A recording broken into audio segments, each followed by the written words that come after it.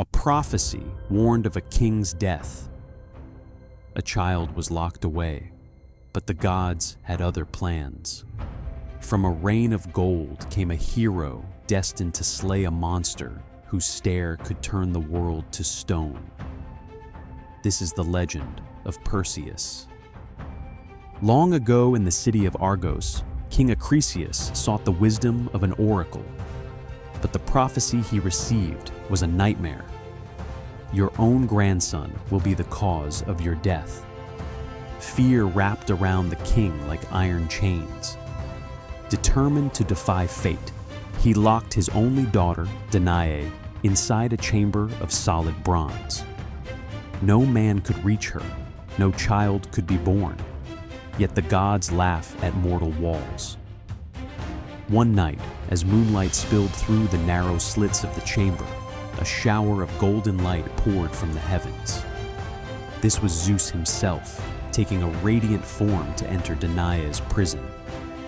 From that union, a child was conceived, a boy named Perseus, a child of prophecy and of the gods. When Acrisius discovered the infant, terror gripped his heart. To kill the child outright would invite divine vengeance, so he chose a colder cruelty. He ordered mother and baby sealed inside a wooden chest and cast into the restless sea.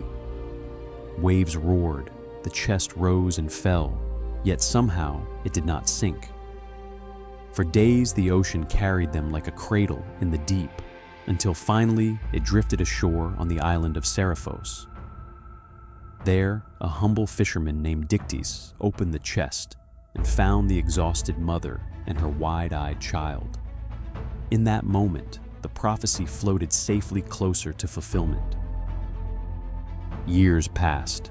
Perseus grew strong and quick-witted under Dictys' care.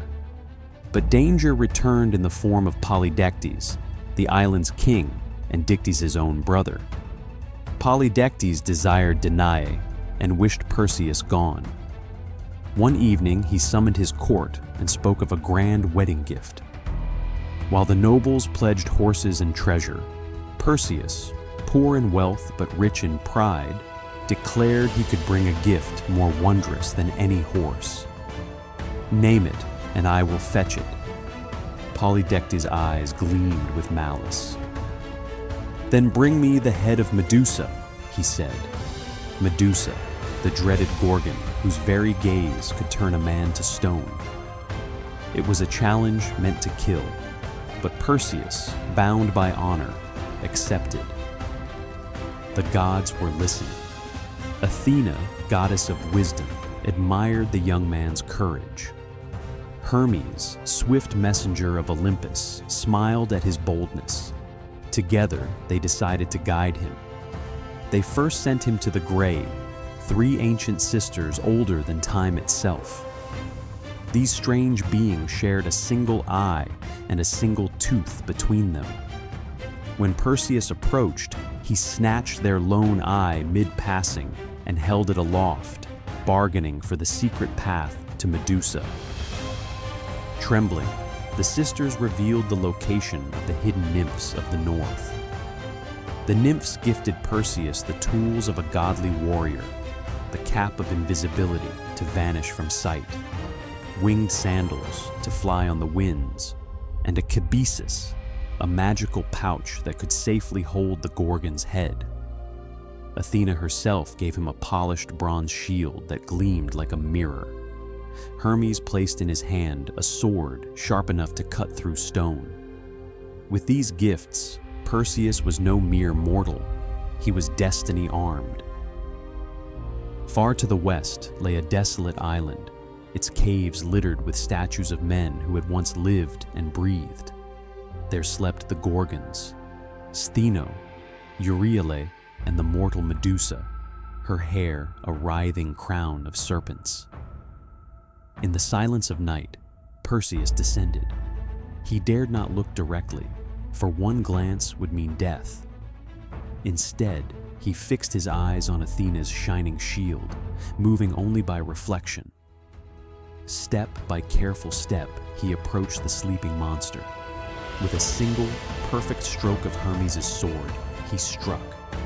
Medusa's head fell, and from her blood leapt two wondrous beings, Pegasus, the winged horse, and Chrysaor, a warrior of legend. Her immortal sisters awoke with terrible cries, but when they struck, their claws sliced only air. Perseus had already vanished beneath Hades' cap of invisibility, the Gorgon's head secured in the magic pouch. The journey home was as storied as the quest itself. Flying over distant lands, Perseus came upon a rocky shore where a maiden named Andromeda was chained to a cliff. A sea monster, sent as punishment for her mother's pride, surged from the depths. Without hesitation, Perseus swooped down, drew his sword, and slew the creature. He freed Andromeda and claimed her heart. But his mission was not yet complete. Back on Seriphos, he found that King Polydectes had grown cruel, threatening Danae herself. Calmly, Perseus stepped into the king's hall and drew forth the severed head of Medusa. Polydectes and his followers froze, literally turned to stone by the Gorgon's lingering power. At last, he journeyed to Argos, where fate awaited. During athletic games, a discus thrown by Perseus veered off course, striking and killing a man in the crowd.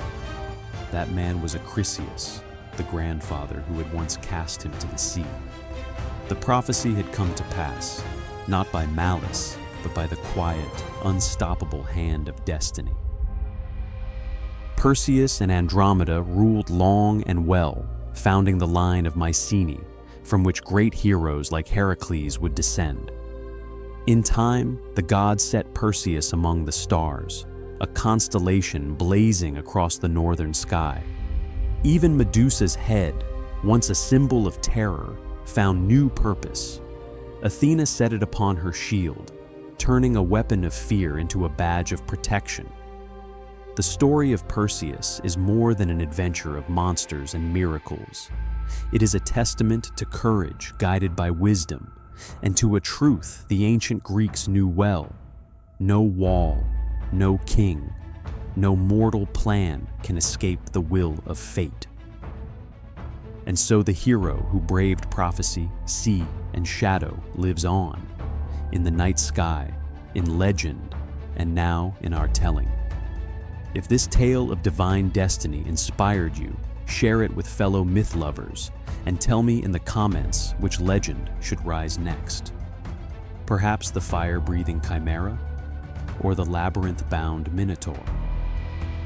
Until then, remember, even the mightiest heroes are threads in the tapestry of fate.